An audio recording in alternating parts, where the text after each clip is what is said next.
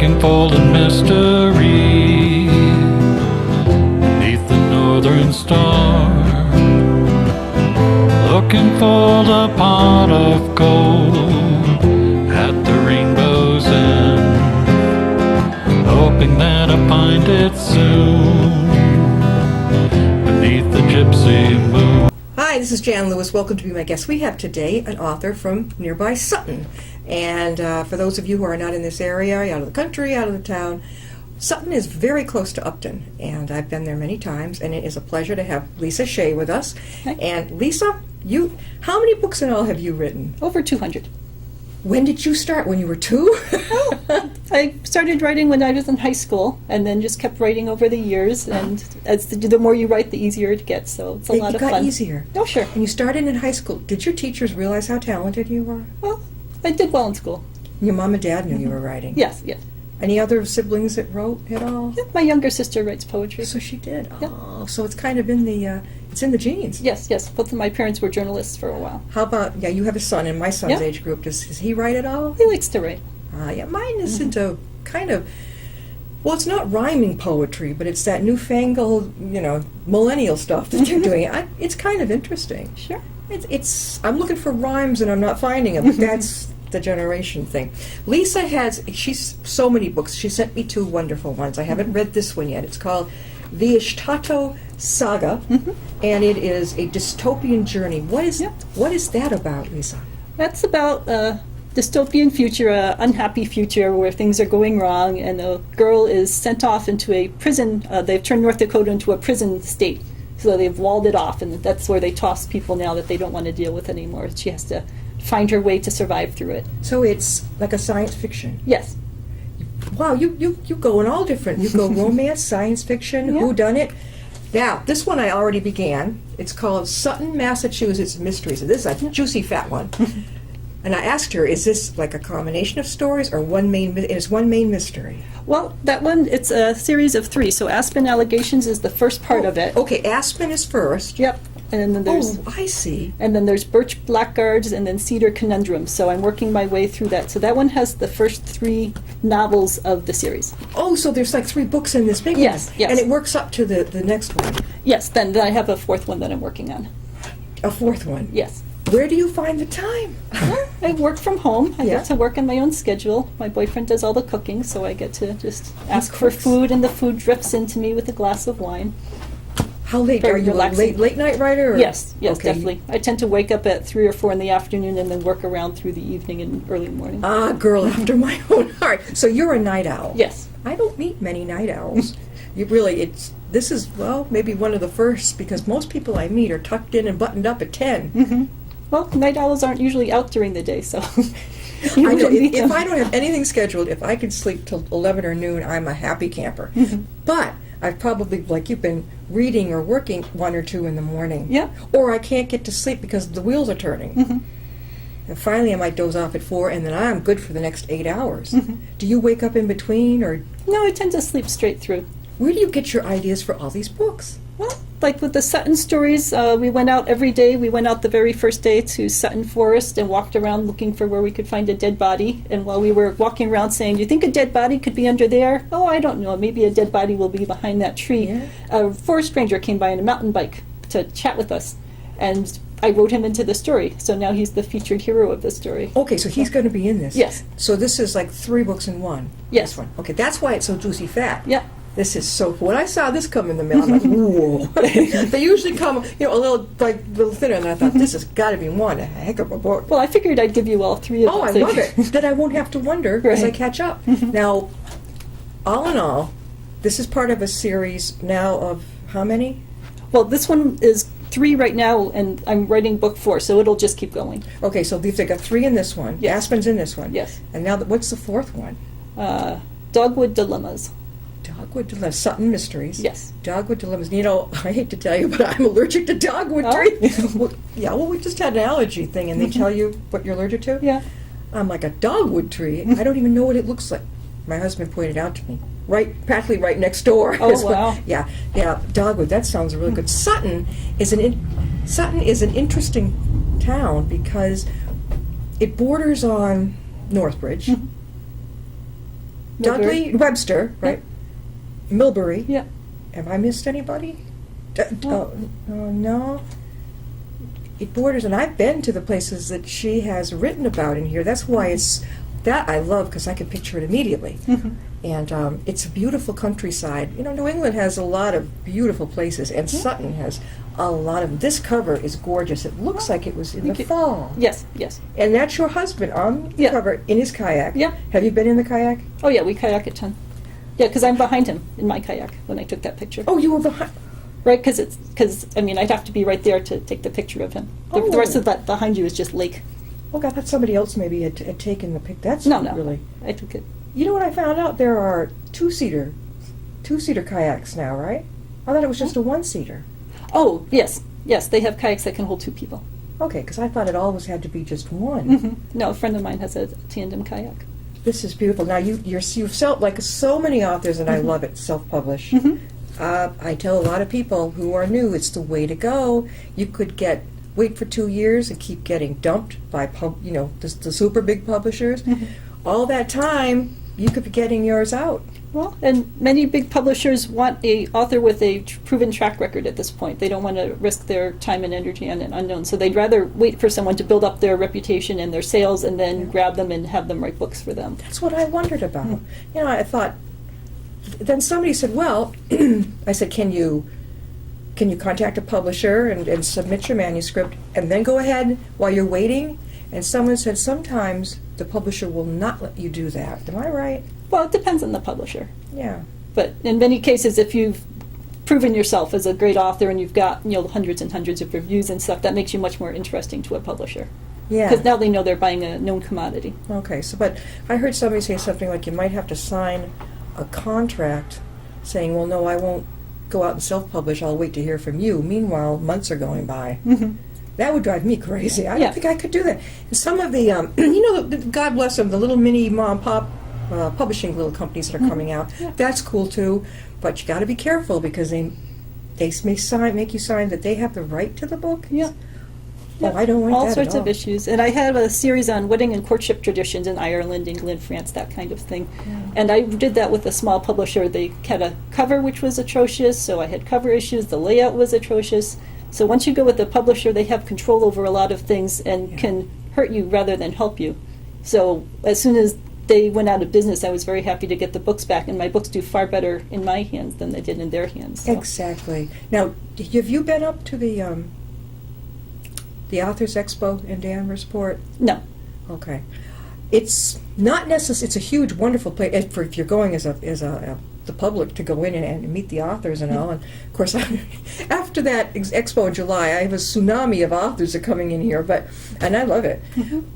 It's a great place to go to meet other authors. To network. You might not sell your books, even though it's in a huge ballroom in a perfect setting. I don't know why. I don't know what it is, but to me, it's like a Disneyland Candyland store. It's how can you not love to go to something like that? All genres, you know. You even do sci-fi. Yeah. See, you do sci-fi. I see a romance. Yeah. Does that say Scottish enchantment? Yep, that's a time travel romance. Are you part Scottish? No. I am.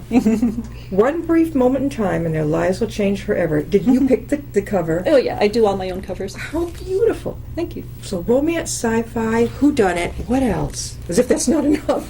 Well, I suppose all of them have subtopics. So I have the murder mysteries, which are the Sutton series. I have cozy mysteries, which are the Black Cat ones. I do long pieces, short pieces. So We got to hold this up. Black Cat volumes 1 to 3, Salem, Massachusetts, mini mysteries. Yeah. How many are in this series? 31. 31? Well, but those are short stories. Oh, okay. 30. Let's see. You're getting a glare. Okay. The kitty cat. Yep, each of the 31 books has its own cover, so there are 31 different cats. I think if you flip through them, they might be in here. Oh, no, I didn't put them in this version because of it would take up too much space. Yeah. But if you get the ebook version, each of them has the cat in a different pose. Now, people can get your book online as well. Let them know how they can get a hold of your books. Go to lisashea.com, that's SHEA.com, and I've got links to everything. And they're on Amazon as well? On Amazon. I'm They're on Facebook, on Twitter, on Google+, on Instagram. How long does it take you, well, they're probably all different, but to write a book? Some authors take a few months. Others take a few years. Well, for the short stories, it's usually about 2 or 3 hours. They're only Yeah. 15, 20 pages or something. I'm writing a series of short stories right now set in Worcester lunch car diners in the area. So the Boulevard Diner, Miss Worcester Diner. Yeah, I think So that's a heroine with Asperger's who goes to the diner and solves a cozy mystery. And those are maybe 2 hours each. So Bob and I will go to the diner and Yeah. eat there and write notes about the environment, and then we'll go home. What a And great thing to do. 2 hours later, I'll have the book done. Isn't Miss Worcester Diner off of Southbridge Street That sounds right. near Holy Cross? Yeah. 'Cause I used to live near Holy Cross. I think we ate, my son was very little, we ate it. It's in a crummy neighborhood. Yes. But it's got good food. Yes. And where's the boulevard is where? That's on Shrewsbury Street, and it's across from the Parkway. There's 2 Worcester lunch car diners right across the street from each other. We're Is very it- fortunate here. There's another one too. You mentioned There's it. Peg's in Whitensville. There's Miss Yes. Menden in Menden. Yeah. And over in Westboro, have you been to the South Street Diner? No? Oh my God, you'd love it. Don't go by thinking it's just diner, because you go in there and it's quietly elegant. Okay. The decor. Mhm. If you like purple, like I love you. It has the most beautiful, again, quietly elegant design. They have lunch, breakfast, wonderful breakfast. That's all I've had there. Breakfast, lunch, and certain nights they have like dinners, all you can eat. Okay. The owners are on premises, and she really cracks a whip. She makes sure everything goes. You get served the whole 9 yards. Love it. Over in Westboro, South Street Diner, All right. right I'll off take the a South look. Street. Mhm. I can't recommend it enough. My husband and I go there, and we took people from out of town there, and they liked it too. Oh, great. It's a good thing. Mhm. Now, do you ever think about doing something about the hospitals? No. Something creepy, no? Well, I don't like horror. I get very scared by horror. When I was young, I saw The Shining, and I think it scarred me for life. So, Oh. but there's a paranormal series I'm writing about a woman who's in a car crash and is able to leave her body because of the situation of the car crash. Does she survive it physically? Yes. And Well, right now she's in the hospital getting operated on, and she's floating above her body. and she's watching. Yep. So I'm 3 I've books heard of into that. that series. There's only 3. What are they? Well, no, I'm on book 3 of this series. That it'll just keep going. Most of these series just keep going. What's the name of it? Oh. I don't remember. So she's Oh, now wait, stepping outside oneself. something outside oneself. So she's in the process of having a surgery. Yep. And she's looking down. Yep. Do you think she's going to survive, or can't you tell us? No, I think she'll survive because the FBI has realized that she has these powers. So the FBI are in the room and they want to grab her and use her for nefarious purposes. Oh, so it's not just like we hear some people have surgery and she's done this type of thing before. In the car crash, she went out of her body, and the police were there, and they called it in that this was happening. So the FBI heard about it. So by the time she got to the hospital, they were getting involved. How did the FBI know she was out of her body? Because she went out, and then she came back in again, and she told them that it had happened, and she was able to give details to prove it, that she saw the top of the ambulance and could see identifying marks on it. So things that she couldn't have seen from her actual body. Could she tell who hit her? The whole thing? She saw the vision of her dead twin sister on the road in front of her, so she spun her car to avoid what she thought was her sister. So it was a one-car accident. Oh my God.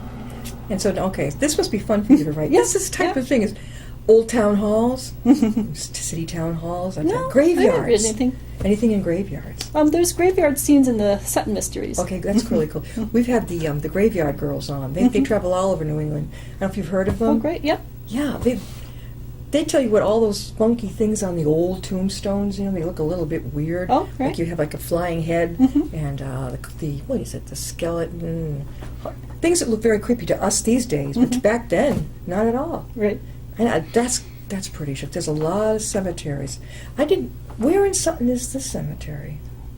I don't remember seeing one. There's a bunch of cemeteries in Sutton. Is that the general question? We have a pauper cemetery, which has where they were burying all the poor people who couldn't afford their own. Right next to the town library and town hall, there's a big cemetery. That's the main cemetery. Where have I been? Oh, wait a minute. Does it span, there's like a little lake, you go down a road, Mechanic Street, is it? You go down this little road, there's a Catholic church up on the right, St. Dennis? Yeah, I think we have 15 different cemeteries in Sutton, so we've got quite a lot of them. We have. Because I also work with the Sutton Historical Society, so I've gone and taken pictures of most of them. Oh wow! So you'd be good with a historical society, especially. Well, now I'm going to do the Sutton Mysteries. You've got it all in your head, all the info, and you know how to write. Is it hard to write around true historical fiction? I hate to say it that way, but not hard to I write. just integrated in. There was a murder in Sutton back in, let's see, I should know. I think it was the 30s, and that's integrated into my first Sutton story. Oh wow! That was, you're getting me really worked up. I there was can't wait to read this. A story, The Place in the Sun, I think was the name of the movie, Yes. where the guy drowned the woman in a rowboat because he wanted to be with someone else. Yeah. And that was based in part in what happened in Sutton. It was a guy who fell in love with a 17-year-old girl who worked in Whitensville, and he drowned his wife while their 2 kids were sleeping in the house. So he rowed his wife out into Singletary Pond and dropped her off the side of the rowboat and let her drown, and then rowed back to his kids. He killed her before he put her in the pond. Well, no, he put her in the pond so she could drown, and then he rowed away while she was drowning. Was she sleeping or? No, he took her out for a romantic row And just dumped her and off? dumped her off. And she couldn't swim, obviously. No. Oh my gosh. You know, the things that you find out in the Yeah. local towns. Yeah. That's amazing. And then you have the talent to take what you know and put it into the book. Well, it's fun. How long have you been with the Historical Society there? I've been helping them out for many years. Back when the internet was first getting started, my father's heavily into genealogy, so he and I were setting up web pages for a lot of the genealogy societies in the area. So I just happened to take on Sutton since I lived in Sutton. Were you from this area originally? No, born in Maryland, grew up in different places in Connecticut. Oh, I wonder if I've lived down in Norwalk, Stanford, and New Canaan. No, Glastonbury, West Hartford. You were and higher. Willimantic. You were higher up, more in the midsection. And then you came to Sutton. Well, I went to WPI for a year, so I went to Worcester and then went a bunch of different places around. So yeah, eventually got to Sutton. WPI, you have got to have, aces for grades. You really must have done very well in high school. Yeah. What did you major in? Well, I only went to WPI for a year before I dropped out and got married, but computer science. Wow. I bet your son loves you because I was hopeless for years with the computer. He was in his teens by the time I finally got with the program. And I think he got a big kick out of it. I don't know if now, but I know that if he's been on the phone with me in the past, and I talk to the darn computer because it doesn't work fast enough. Now that I know, it's like, hurry up. And he starts laughing at me. We were just sharing it now, how this new generation, we have sons that are close in age, well, a few years apart, and they live like this. Or he lives like this with his nose all day long, I think, on that darn computer. Did you find it a little taxing to have to text to get their attention? No, I don't mind because I'm awake at night, so I don't want to deal with phone calls or anything in the middle of the night. So I'd rather just text him when I have something to ask, and he texts back when he's awake and has something to answer. You're lucky, because if I get an answer back within a day or two with these kids, I'm lucky. So you're working at night. Do you write as you think about things, or do you type? I type. You type the ideas? Yeah. Like on Libra? And just And Word? I think it's Word. You hit, I don't know, Paul would know, it's this blue thing I hit. No. I scroll up and I hit what looks like a blank page. And it comes up, it says, Greet Libra, and then it comes up, you pick what font you want. Well, that might be a different software package. I just use Microsoft Word. So you just keep, how fast do you type? Well, I think it's 120 words a minute. I go about like 80 to 100 words a minute, and never lost it. Did you learn in high school or college? Yeah, high You school. did. That's when I was doing terrible. It was a room full of 30 kids. I was in the back. I just couldn't get it. So after I left college, I went to business school, and what happened is it was one-to-one training, 6 months, over 100 words a minute. Okay. It just shows you what can happen when you have it one-on-one. Yeah. So you're up there and you're typing away in the middle of the night. Yeah. Your husband probably knows you're awake, right? Yeah. And you're typing your books. Do you have to get stuff and get snacks on the way? I mean, No, he feeds me. he gets up in the middle of the night and feeds you? Well, he's awake too. Well, I mean, he's in a band, so he plays nights. So So he's a night owl Yeah. too. Well, that worked out really well. yeah, What does your son think of your books? Does he read them all? I don't think he reads them. You don't think so? No, No? no, they're mostly romance. So Well, this mystery. no, he's more a hardcore science fiction reader. So So's my husband. The hardcore science. I don't like the what do you call them? The dragons and the all that stuff. But if it's sci-fi and it has a chance of being real, that's pretty good. Now, do you like that too? Yeah, I like pretty much anything but horror. This is, the Ishtato. What did you ever think of Ishtato? That has a lot of Native Americans because the people who were in the North Dakota when they put the wall around it were mostly the Native Americans that were left, so that it has a lot of words from that culture. Ishtato. A dystopian journey. And this girl, they've chemically cleaned up a certain, and she has to go in there basically for her own life. Yeah. I read that the other day, and then I'm like, well, which one am I going to get into first? I said, well, I'll go into this one. But you're going to be visiting our library. We're talking with Lisa Shea, and she's the author of many books, and I can't name them all here.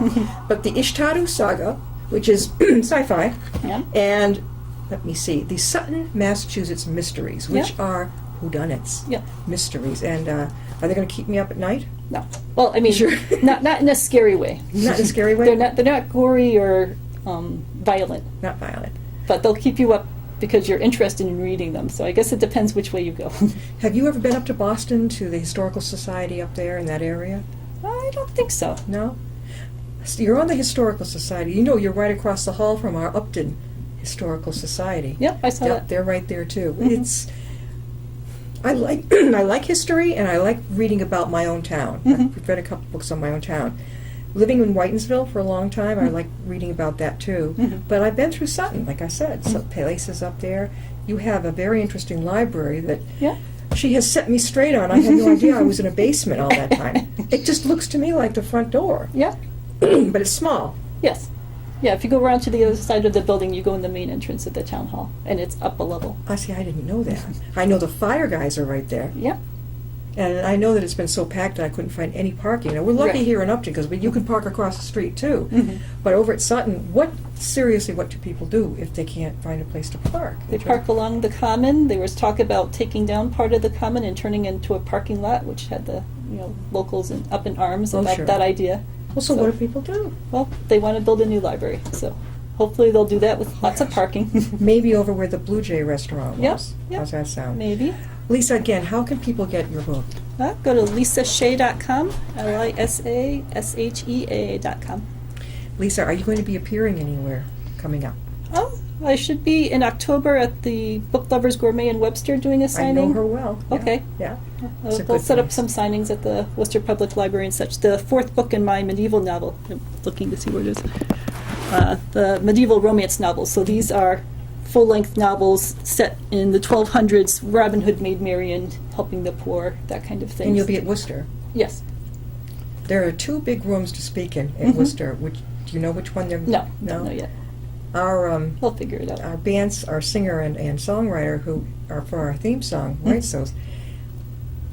My co-producer, Glenn Fowler, and myself, we went to the Worcester Library and filmed him do a presentation. Oh, great. And I know we went, if you go in you go in the main doors, we were in the room on the left. I remember it distinctly. And I've been to things over on the right, too. It's great. It's the Sax room, SAXE, and I can't think of the other room. I don't. But you've never appeared there before. I've been like author fairs and that kind of thing. Yeah. So. Oh, they have them over there? Yeah. Why is it I never hear of this? Where did they publish this? On their Really? website. Okay, that must be it. Milford, I was going to say Milford Hospital. Milford Library is known for having one author at a time, or Okay. like maybe three. We have an author who is an FBI, I'm not kidding you, an FBI agent. Okay. And I met him over at Milford. And he has written 2 humdingers. Oh, great. Real super whodunits, because he's got the background. Oh, sure. I haven't seen him in over a year now, so I don't know what he's doing, but he's probably still promoting the second book. Right. But that's where I met him. And of course, you said you've been to Tatnuck. Yeah. Tatnuck. Yeah. Because Tatnuck has that great big room in the back. Yes. And you could go in. Did you go in there? Yeah, that was with the group. That was with the group? Yeah. Okay, because I know sometimes an author who doesn't know any better over there, and you can't expect everyone, they plunk them right there kind of in the front and just sit there. I'm like, no, that's not the way to do it. Well, but we did a rotation where we put most of us in the back room and had one person keep rotating out to the front, and the front person was the only person that got people walking by. Very few people would go into the back room to see Really? what was going on, but a lot of people would walk by that person out front and chat with them. It depends how personable you are. You have to draw them in. Yeah, right. One of my authors would walk around with her book to meet people. Hi, would you like it? I think it's signage too. Mhm. I know that when I spoke there, I made sure, I know these people, and they don't make a big arrow thing. Right. I made sure that there was an arrow in what I was doing, right there. Yeah. And they said, "Oh, we saw your sign." Mhm. If they hadn't, they wouldn't have known. Right. Right. But did you enjoyed it? Yes. Yes. You did. Lots You of fun. enjoyed it. So, and how long have you've been writing since you were, what, 5, 6 years old? Yeah, I suppose I'd say that. But, obviously lighthearted stuff back Yeah. then. That's really great. And you didn't like that. What movie did you mention that you weren't crazy about? The one that scared you so badly. Oh, The Shining. Wasn't that with, who's that actor? Oh, I could see his face. Is that Jack Nicholson? Jack Nicholson. I never saw that too much. Is that the one that he goes, "Here's Johnny"? Or, Yeah. Oh, there's another one too that the kids remember. The Exorcist was the other one for me. Okay, now I don't. There's another one that the kids talk about too. The guy that keeps hitting a neighborhood with something. I don't know if it's an axe or something, but it's I don't know. I didn't watch those. not much fun. I wasn't allowed to when I was small. My mother monitored what I watched. Till finally I could watch what I wanted, but she made sure that, I think she knew that I was a little sensitive to what I was going to be seeing. Right. Do you remember The Three Faces of Eve, that story? No. It was a story of a person, we call it multiple identity disorder now, Yeah. but she had more than she had 20-something personalities in real life. Well. It was her story. And I remember that affected me. So I remember being little, and that I caught on just enough to think, my God, that's spooky. I didn't like that at all. Yeah. But of course, I didn't understand it back then. Lisa, it has been a privilege to have you on. Thank you for Oh, coming. great. Thank and you. let me know when your next one is done. Okay. Will you? Sure. All righty. We'll see you next time and be my guest.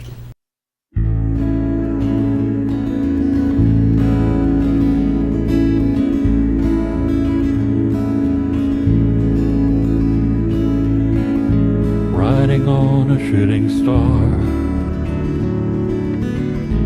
heading out toward a dream. Tomorrow's even closer than it seems.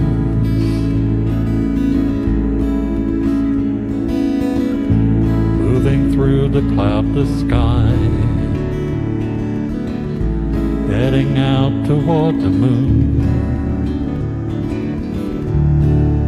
I am dancing to the lunar tune.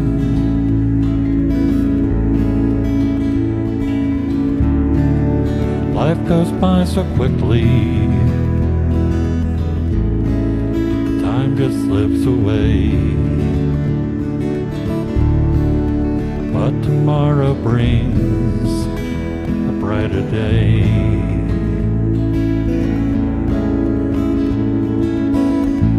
Soaring out among the